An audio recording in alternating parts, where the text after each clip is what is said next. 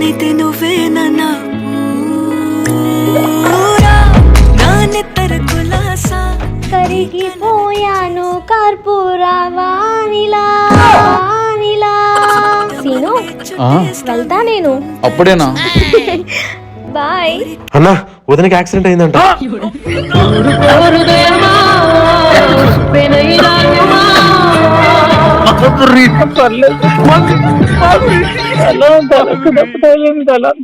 సరే నువ్వేం కంగారు పడకు, మనల్ని పంపిస్తాను, నువ్వు జాగ్రత్తగా ఉండు.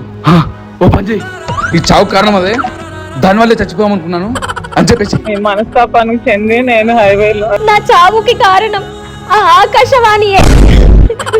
డ్రైవర్తో వెళ్ళారా అండి? సూసైడ్ చేసుకోవడానికి వెళ్ళినప్పుడు డ్రైవర్ని ఎందుకు తీసుకెళ్తారండి?